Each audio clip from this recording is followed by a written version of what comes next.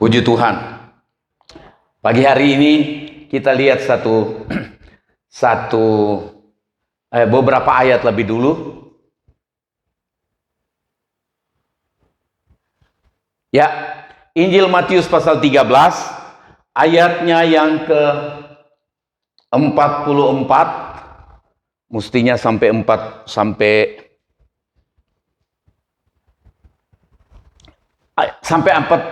dulu. Injil Matius 13 ayat 44 sampai ayatnya yang ke-46. 44, hal kerajaan sorga itu seumpama harta yang terpendam di ladang, yang ditemukan orang, lalu dipendamkannya lagi. Oleh sebab sukacitanya, pergilah ia menjual seluruh miliknya, lalu membeli ladang itu. Ayatnya yang ke-45, demikian pula hal kerajaan sorga itu seumpama seorang pedagang yang mencari mutiara yang indah. Setelah ditemukannya mutiara yang sangat berharga, ia pun pergi menjual seluruh miliknya, lalu membeli mutiara itu. Ada beberapa perumpamaan Tuhan Yesus mengenai kerajaan Allah. Ayat-ayat sebelum ini bicara mengenai perumpamaan Tuhan Yesus mengenai kerajaan Allah.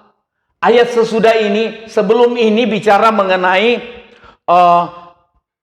orang yang kemudian dipilih dan ada yang masuk ke dalam ratapan dan kertakan gigi. Tentunya kita tahu itu di neraka. Dan setelah ayat-ayat ini juga ada perumpamaan mengenai pukat.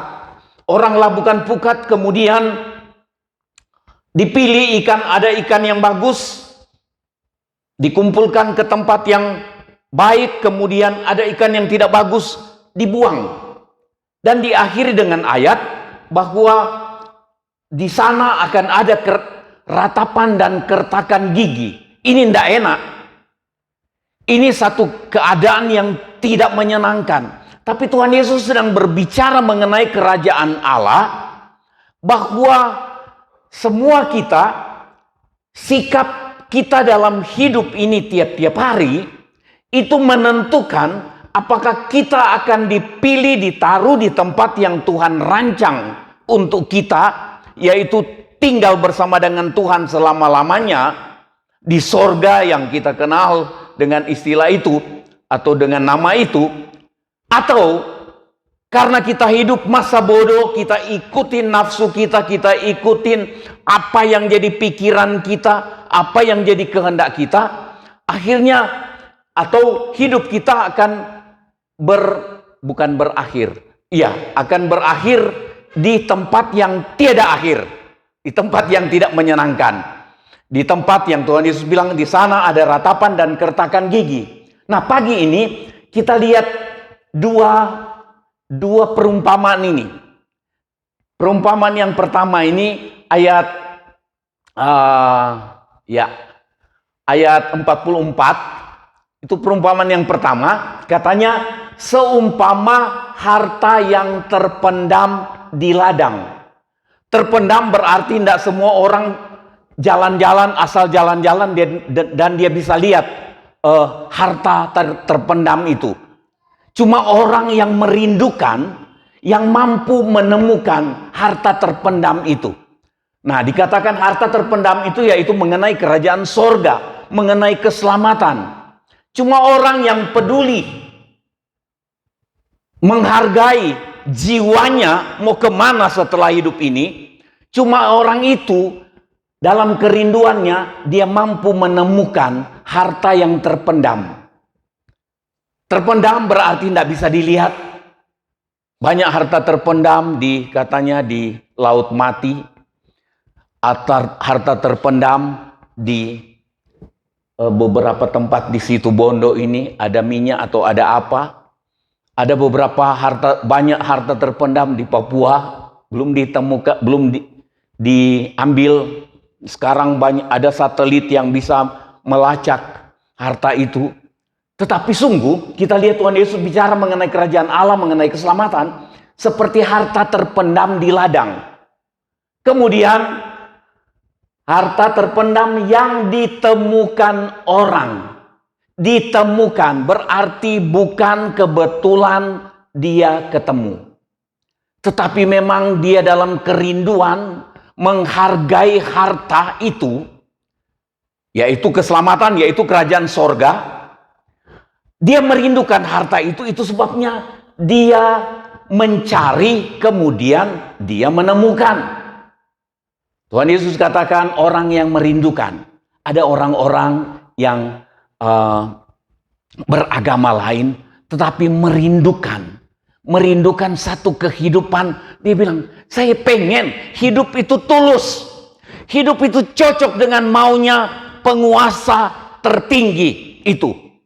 Entah mereka sebut itu sebagai Allah, sebagai atau apapun. Tapi orang-orang yang merindukan, dia mencari. Dan saudara banyak banyak lihat di video-video di YouTube dan dimanapun, beberapa orang suka kirim ke saudara juga mengenai orang-orang yang tadinya begitu jahat. Tapi dia mulai mikir, kenapa saya bikin jahat begini? Sementara saya rindu memuaskan keinginan Allah di sorga. Kenapa saya bikin kejahatan ini? Merenung dia. Akhirnya dia tinggalkan itu, dicari. Ketemulah dia temukan Tuhan Yesus, jalan menuju sorga. Mudah-mudahan saudara tangkap apa yang saya baru bilang. Syukur hari-hari ini kita lihat banyak di antara mereka merindukan untuk pengiringan yang tulus kepada Allah. Mereka tahu bahwa sebenarnya bukan bom bunuh diri itu melakukan kehendak Allah. Nah, ayat yang ke-44 ini perumpamaan pertama. Kemudian begitu dia temukan, oleh sebab sukacitanya, dikatakan dia pergi jual seluruh hartanya. Ada sukacita, orang yang menemukan keselamatan, itu hatinya dipenuhi dengan sukacita yang tidak dapat digantikan oleh apapun juga. Kalau saudara sukacitanya bisa digantikan dengan yang lain dari keselamatan, berarti kita ada tanda tanya, apakah kita sedang selamat atau sudah tidak. Kalau sukacita kita itu cuma karena harta, kalau sukacita itu cuma karena keberhasilan, cuma karena kita yang penting sehat, kita sukacitanya itu sukacita karena disembuhkan dari penyakit, enggak salah, ada sukacitanya. Tapi kalau sukacita itu melebihi sukacita kita soal keselamatan, itu bisa jadi tanda tanya, kita itu berlayak di hadapan Tuhan atau tidak.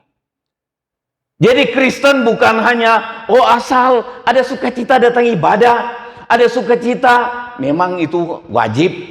Firman Tuhan bilang beribadahlah kepada Tuhan dengan sukacita. Tetapi kalau sukacita kita itu karena kita berhasil dalam hidup ini, berhasil dalam pekerjaan, kita dapat untung banyak, kita dapat simpan harta banyak, simpan uang banyak, dan itu jadi sukacita kita lebih daripada sukacita untuk kita berjuang hidup dalam keselamatan. Bisa dipertanyakan, kita ini berkenan sama Tuhan atau tidak. Karena orang ini, Tuhan Yesus umpamakan, ketika dia menemukan keselamatan itu, yaitu harta yang terpendam, dia penuh sukacita. Saudara, kita lihat sukacitanya itu sampai apa? Pergilah ia menjual seluruh miliknya, lalu membeli ladang itu. Dia jual seluruh miliknya. Milik kita yang terbesar bukan harta. Milik kita yang terbesar dan berharga adalah kehendak diri sendiri. Kehendak diri sendiri, di sana ada gengsi. Ada kan? Kalau kita di remehkan sedikit, ngamuk kita. Jual, Tuhan Yesus bilang. Saudara tahu jual segala milik itu cuma ada di 2 atau 3 hal yang Tuhan Yesus bilang. Siapa yang mau mengikut aku? Nyangkal diri, pikul salib tiap-tiap hari, dan terus menerus mengikut aku. Apa artinya mengikut Tuhan? Melakukan kerelaan untuk tunduk kepada Tuhan, kepada perintah Tuhan, melakukan perintah dan ketetapannya. Atau kerelaan untuk tunduk kepada maunya atau kehendak Tuhan. Amin. Nggak ada amin, nggak apa-apa. Nah, oh cuma Bapak Licuan. Ia menjual seluruh miliknya lalu membeli ladang itu.